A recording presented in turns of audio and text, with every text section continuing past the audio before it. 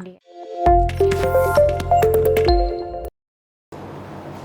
everyone, welcome back to Podcast Ma, podcastnya anak Prawira. Jadi perkenalkan, aku Cinta Dan aku Silvana. Kita berdua selaku host pada kesempatan hari ini. Jadi sesuai dengan tagline, kita akan membahas mengenai bulan bahasa di SMK Pratama Widya Mandala Badung.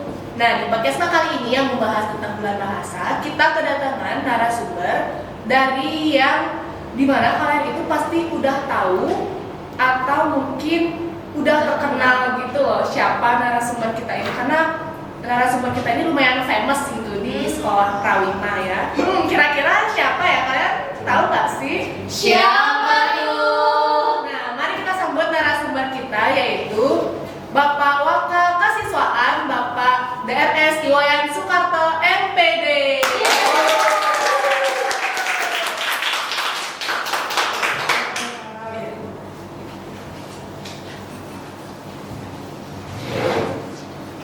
Nah, bagaimana nih Pak, kabarnya baik? Ya, sampai hari ini kita baik-baik saja. Astagfirullah. Jadi kita akan membahas mengenai bulan bahasa nih Pak. Nah, kapan sih kegiatan bulan bahasa ini akan dilaksanakan? Baik, begini adikku, ya Ketua OSIS Cinta. Begini, sebenarnya kalau kita berbicara masalah bulan bahasa kan gitu ya. Sebenarnya ini sudah kita rancang jauh hari sebelumnya. Jadi kita tidak bisa membuat sebuah kegiatan dalam hitungan menit, ya harus dirancang sebelumnya. Kira-kira bulan Juli pun sudah kita rancang. Akhirnya setelah kita rancang, ditentukanlah kegiatan ini nanti tanggal 26. Sebenarnya ada dua kegiatan loh. Pertama itu ada mengundang sekolah-sekolah lain, itu tanggal 26. Kemudian untuk adik-adik kita di sekolah kita ini adalah tanggal 28 sampai 29. Jadi rangkaian ini cukup panjang, sebenarnya bukan mengacu kepada bulan bahasa saja. Sebenarnya setidaknya diawali dengan proses P5.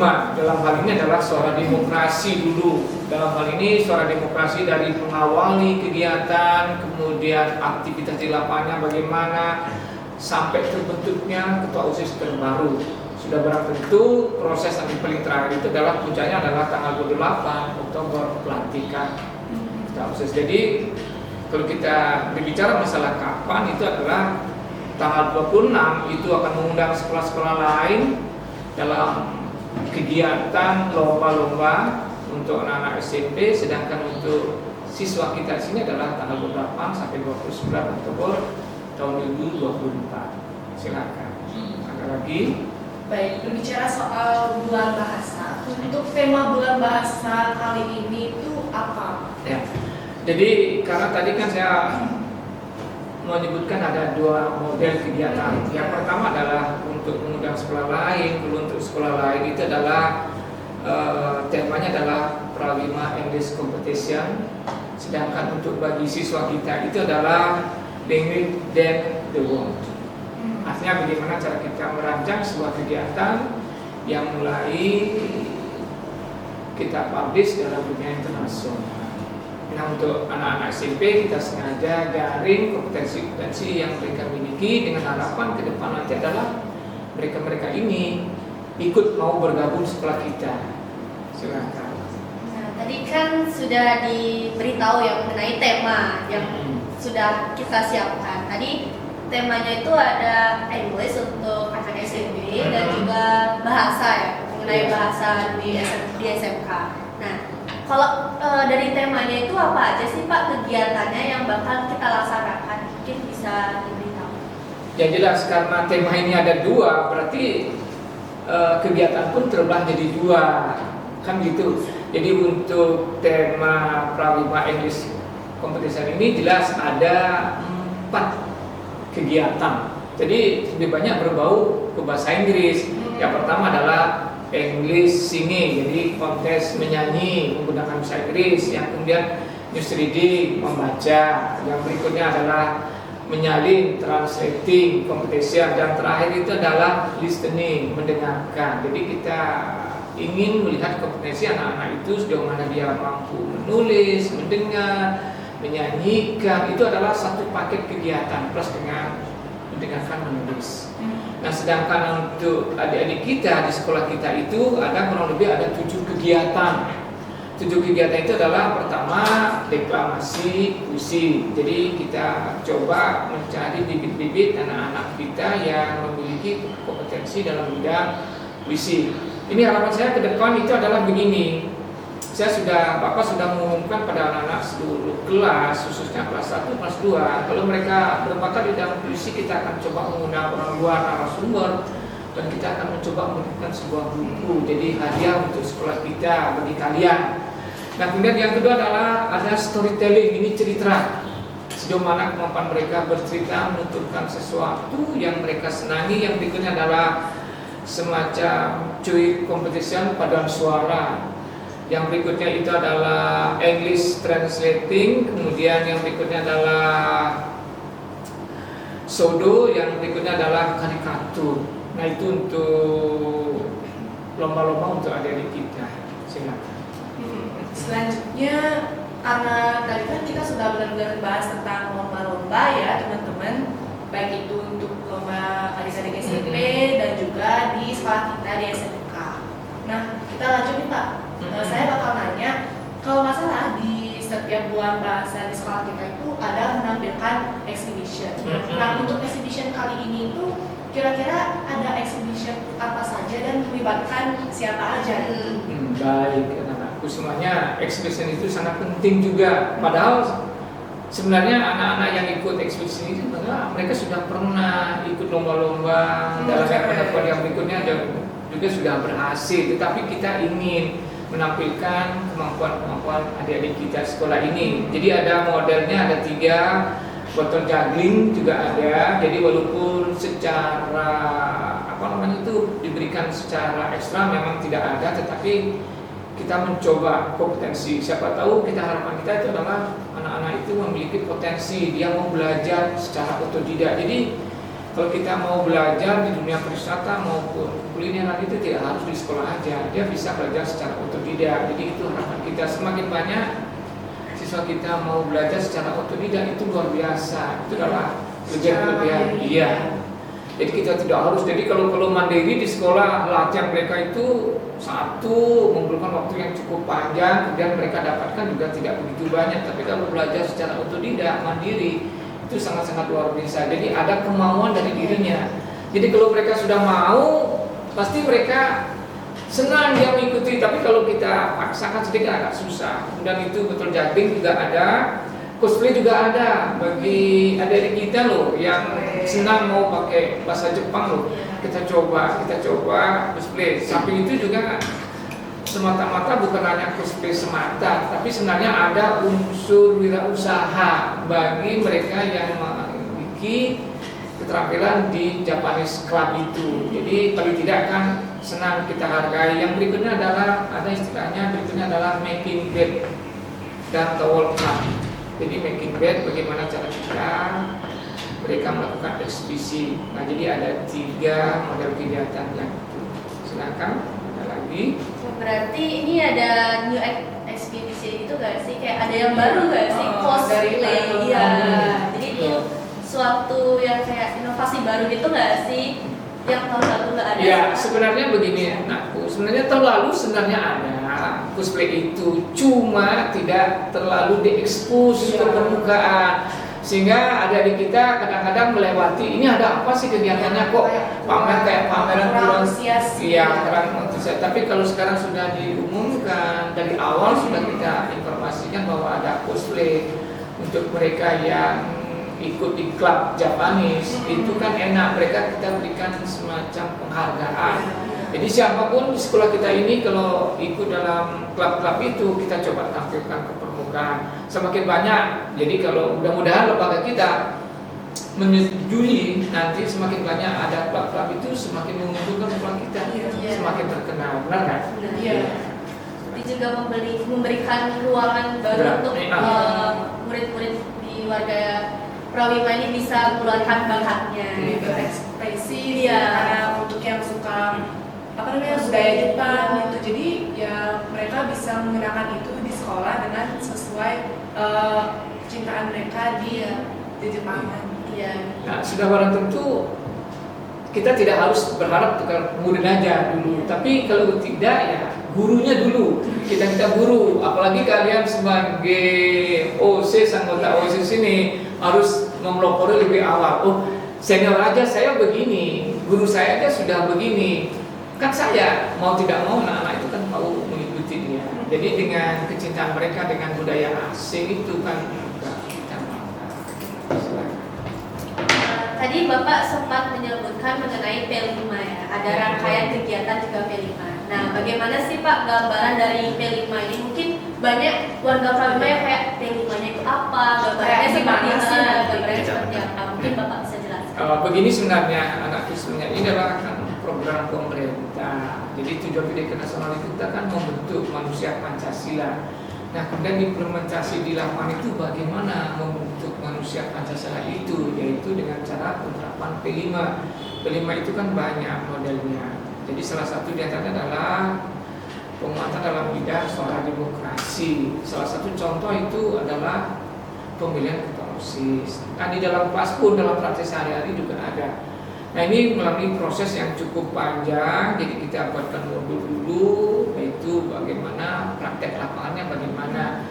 Jadi paling tidak untuk suara demokrasi itu kita mengarah seperti pemilu yang ada di negara kita, sehingga anak-anak itu walaupun dia belum cukup umur 17 tahun mereka paham, oh ini loh suara demokrasi yang benar kita lakukan, walaupun kita lakukan sekolah dengan sederhana. Nah, itu kemudian kita coba melakukan pemilihan cukup banyak berasal dari sana. Iya, jadi siswa kita juga cukup banyak asalnya di sana, yaitu SMP 2, SMP 3 maupun SMP 4 Kediri. Dan sekolah swasta ada nggak? Ya jelas ada. Yang sekolah dekat-dekat sinilah. Contoh Budi Utomo, Ngurah Rai, Pancasila Canggu, SMP Swastika, kemudian tetangga kita juga yang di barat ini ada SMP Thomas Aquino. Nah, itu sekolah-sekolah kita. Jadi kurang lebih kalau kita cek itu ada 15 sekolah yang kita akan undang. Jadi yang membawa surat itu kan anak-anak OSIS juga, samping itu juga ada beberapa dewan guru. Nah, setelah surat itu kita terjunkan dalam bentuk proposal sekolah-sekolah, kemudian kita juga follow up, kita telepon sejauh mana mereka sampai. Jadi mereka mendaftar sini gratis kok, nggak perlu dipungut biaya. Jadi kita gratiskan mereka. Jadi tujuannya adalah untuk mencari bibit-bibit. Siapa tahu mereka nanti ada berminat sekolah kita ini. Itu. Jadi kita. Okay. Jadi sekali lagi ada 4 nanti kompetisi yang mereka ikuti seperti yang Bapak bilang tadi. Ada English sini. Kita coba dulu mampu dah. Jadi yang berikutnya adalah news reading, membaca, yang berikut translating kompetensi, dan yang berikutnya adalah listening. Stay tune ya adik-adik. Ya, ini banyak banget nggak sih sekolah yang diundang? Boleh dong tepuk tangan dulu. Jadi ada kira-kira 15 sekolah yang bakal berlomba-lomba untuk mendapatkan juara, mendapatkan hadiah, juga memperlihatkan potensi yang mereka miliki. Itu kan kayak setiap orang tuh punya potensi yang lain-lain ya. Jadi kita bisa menampilkan, ya aku punya bakat ini loh di sini. Jadi untuk adik-adik yang merasa punya bakat menyanyi, dibaca dalam konteks English itu boleh banget ikutan. Siapa tahu kalian juaranya, ya kan? Ini free registration gitu. Iya nggak sih? Kayak peluang kalian tuh kalian nggak usah mikirin biaya, yang penting kalian tuh berusaha semaksimal mungkin. Dan siapa tahu kalau hoki dengan kemampuan kalian juga kalian bisa pulang bawa juaranya. Iya. Bisa membanggakan orang tua, membanggakan diri kalian, sekolah. Banyak orang yang kayak wah dia loh pintar bisa ini. Jadi tunjukkan bakat kalian di bulan bahasa tahun ini. Iya. Biar kalau pacaran bisa maju gitu dipanggil lagi. Kita ingat sih. Kemudian begini juga adikku, di samping kita mengundang mereka secara resmi lewat proposal. Kita juga dalam waktu dekat juga akan mengundang mereka sekolah kita dalam bentuk table manner loh. Jadi di sana nanti kita sisipkan jenis kegiatan kita, karena yang kita undang itu dalam table manner anak-anak SMP itu mereka ada di sini adalah gurunya dan kepala sekolahnya. dan anak-anak OSIS mereka. Karena anak-anak OSIS SMP itu kan mereka ujung tombak di depan. Jadi mereka secara tidak langsung kita akan fungsikan mereka untuk mempublish di sekolah mereka masing-masing. Jadi table manner juga tak kena biaya, mereka datang kemari, oh ini loh kegiatan anak-anak kita. Misalnya nanti kita sisipkan kegiatan kita ini sehingga mereka akan semakin menyenangi sekolah kita. Jadi harapan kita ke depannya tertarik. Jadi semakin hari kalau semakin banyak mereka tertarik, maka bisa kita lihat loh keuntungan yang kita dapatkan. Satu memang sih murid akan banyak, yang kedua adalah kualitas akan mulai muncul. Jadi bukan hanya murid yang banyak, tapi kita akan mulai secara tidak langsung melakukan semacam seleksi terhadap kualitas yang akan masuk sekolah kita, sehingga sekolah kita itu seiring dengan usia umur mereka yang sudah menginjak sekarang yang 9 tahun, semakin hari itu semakin bersinar, semakin memiliki kualitas, samping juga kuantitas kegiatannya. Kegiatan pun juga kita akan mulai mengacu ke hal yang kualitasnya. Silakan. Berarti ini banyak banget peluang untuk adik-adik SMP mendapatkan kegiatan-kegiatan baru gak sih? Table manner itu kan suatu pengalaman yang baru gak sih ya, yang menambah wawasan, menambah kayak aku pernah loh table manner, kamu pernah gak gitu gak sih? Sekalian pamer gitu sih. Tapi jangan pamer. Jadinya punya banyak pengalaman sepanjang apa ya hidup gitu. Pasti kayak aku punya banyak pengalaman gitu, jadi punya wawasan juga pasti lebih luas lagi. Nah, ini nih saya punya pertanyaan yang pasti orang-orang pada tunggu mengenai benefit juara yang akan didapatkan. Iya. Kalau masalah benefit atau dari mereka yang ikut kemari, sebenarnya sih kalau kita lihat dari uang tidak begitu besar, tetapi kan bukan itu yang kita cari. Jadi intinya itu adalah kita berikan semacam penghargaan kepada mereka yang memiliki kompetensi di bidang masing-masing, termasuk adik kita pun jadi kita berikan. Nah, sudah barang tentu bagi mereka yang sudah datang aja, bukan ikut lomba loh, hanya datang aja loh, kita sudah berikan voucher. Bukan yang juara loh, hanya datang melihat dan menyaksikan teman-temannya lomba aja, apa istilahnya sebagai pendukung supporter namanya itu aja sudah kita berikan voucher. Apalagi mereka prestasi, beda loh. Kalau prestasi dia jelas ada lebih. Jadi walaupun jangan dulu lihat ukuran besarnya, yang penting kita sudah menghargai prestasi mereka. Dalam bentuk apa? Uang pembinaan juga ada. Yang berikutnya adalah piala, kemudian piagam, plus dengan voucher mereka dapat. Jadi dapat juga voucher mereka. Jadi kalau mereka mau sekolah, harapan kita sih mereka yang dapat juara ini, jangankan juara aja, yang sebagai supporter aja, kalau sudah mau masuk sekolah ini sudah dapat voucher. Kalau mereka nggak siap di sini, mungkin ada pilihan, silakan kasih vouchernya kepada temannya. Tapi harapan kita sih dengan adanya ini, dengan adanya lomba ini, kita harapkan mereka lebih banyak ikut kegiatan karena mereka sudah tahu. Satu, melalui table manner mereka sudah diperkenalkan, oh ini loh kebiasaan anak-anak SMK, sehingga mereka nggak lagi asing. Oh aku senang loh, oh begini loh. Karena terus terang kalau kita lihat anak-anak, apalagi mohon maaf ya, adik kan jadi perhotelan ya. Iya, apalagi yang cari jurusan kuliner. Kalau kuliner itu semakin tua semakin berharga. Mengapa? Ya karena mereka semakin pengalaman. Nah itu kelebihannya di kuliner loh. Jadi semakin tua itu semakin berminyak dia, kayak kelapa itu. Semakin tua itu semakin berminyak dia. Jadi kuliner itu kan demikian. Jadi siapa tahu. Jadi bukan berarti semakin tua mereka tak akan terpakai. Itulah kelebihan kita nanti mungkin sekolah-sekolah lain dalam hal yang memiliki jurusan kuliner, itulah kelebihannya mereka. Sehingga mereka akan tertarik. Nah tergantung nanti adik-adik yang menjaga di table manner nanti, kalau sejauh mana adik mampu mempromosikan, mempublish, memberikan informasi yang akurat, pasti mereka akan senang. Apalagi dengan adanya lomba-lomba ini loh. Nanti tahun depan kita coba nanti rancang jenis kegiatan yang lebih menarik mereka. Sederhana, tapi kompetensi mereka bagus. Baik. Saya juga di sini mau nanya nih untuk ke Pak Skarte, kira-kira tujuan dilaksanakannya bulan bahasa di sekolah itu apa sih Pak? Selain kita bertujuan, tadi kan kita udah membahas kan tujuan bagi adik-adik SMP kenapa kita melaksanain lomba itu, karena selain untuk menggali potensi mereka dan mengajak mereka ya gitu bahasanya untuk bersekolah di sekolah kita. Sedangkan kalau di sekolah kita tuh tujuannya untuk mengadakan bulan bahasa itu apa sih? Iya. Baik, untuk sekolah kita, tujuan kita mengadakan bulan bahasa itu adalah pertama, jadi kita harus kembali ke masa lalu. Bagaimana sih perjuangan orang tua kita, leluhur kita memperjuangkan kemerdekaan ini dengan jerih payah, menyatukan dari perbedaan-perbedaan, prinsip perbedaan pendapat mereka satukan dalam nuansa Sumpah Pemuda, jadi saling menghargai satu sama yang lainnya. Jadi pada intinya tujuan kita melaksanakan bulan bahasa ini adalah untuk menyatukan semua potensi-potensi yang kita miliki.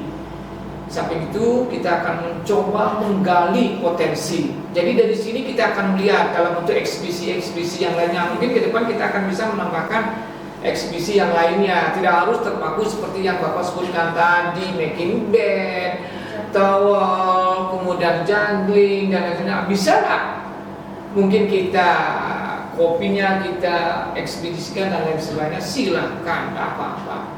Jadi semakin banyak anak-anak kita memiliki kelebihan-kelebihan ini, maka kita akan kaya dengan potensi yang kita miliki. Jadi harapan kita ke depan menggali potensi-potensi kita dengan catatan tidak melupakan bagaimana perjuangan-perjuangan masa lalu kita, terutama pendiri pada sekolah ini. Kita tidak bisa melupakan pendiri pada sekolah ini. Tujuannya adalah memupuk, kemudian menggali potensi-potensi yang mereka miliki. Walaupun kita laksanakan dengan penuh kesederhanaan, tetapi maknanya yang harus kita lihat. Berarti makna dan tujuan dari bulan bahasa ini benar-benar bagus banget guys. Jadi kayak wah, ternyata bukan hanya sekedar event aja loh, tapi kita juga bisa menggali potensi ya, benar banget. Karena meskipun dengan kesederhanaan seperti yang dibilang sama Pak Skarte tadi, yang penting maknanya gitu loh.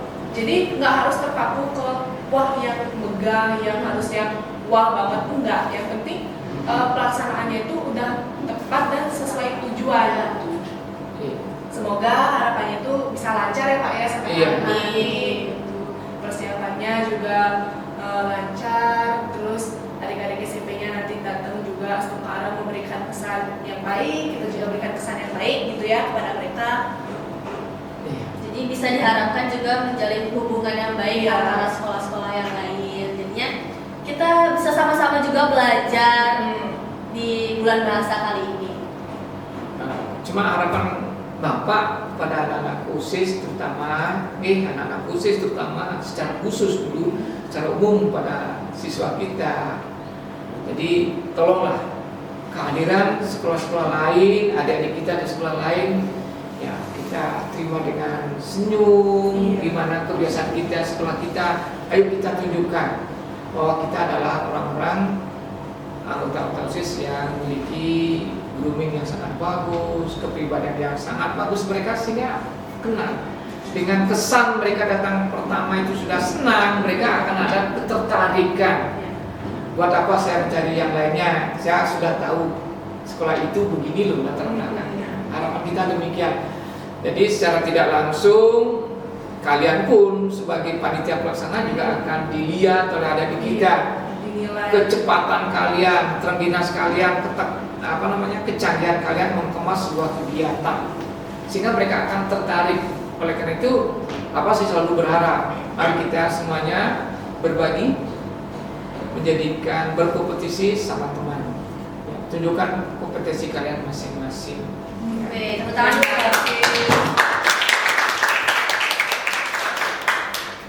Jadi pembahasan bulan bahasa ini juga benar-benar keren banget. Jadi untuk teman-teman yang mungkin masih bingung, aduh apa aja ya lomba yang akan diadakan di bulan bahasa, mungkin kalian harus nonton podcast ini dari awal sampai akhir karena emang benar-benar banyak banget informasi-informasi yang kita sajikan, yang kita rangkum jadi satu di dalam podcast kali ini. Dan tentunya bagi peserta yang sekiranya masih punya perasaan, aduh aku kayaknya nggak terlalu bisa deh, takut kalah atau nggak masih malu-malu, please jangan.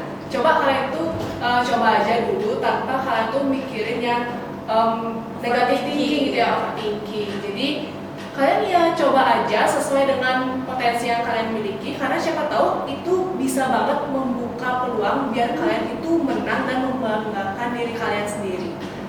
Jadi bulan bahasa ini juga kita bisa jadikan tempat sebagai mencari kesempatan lah, bisa menunjukkan bakat yang kita miliki. Jadi kalian nggak bakal di situ-situ aja, pasti nanti kalian bakal terus bertumbuh, bakal yang awalnya cuma bisa segini, nanti kalau kalian sudah mencoba mengikuti lomba di bulan bahasa ini, pasti kalian bisa lebih bagus lagi ke depannya. Jadinya juga membuat diri kalian itu semakin berkembang Dan termotivasi juga. ya, pokoknya harus rame banget yang ikutinnya, harus memeriahkan bulan bahasa kali ini. Soalnya emang benar-benar ini tuh event yang kayak wah keren banget gitu. Pasti nanti semua yang terlibat dalam event-event ini orang-orang yang hebat-hebat banget sih.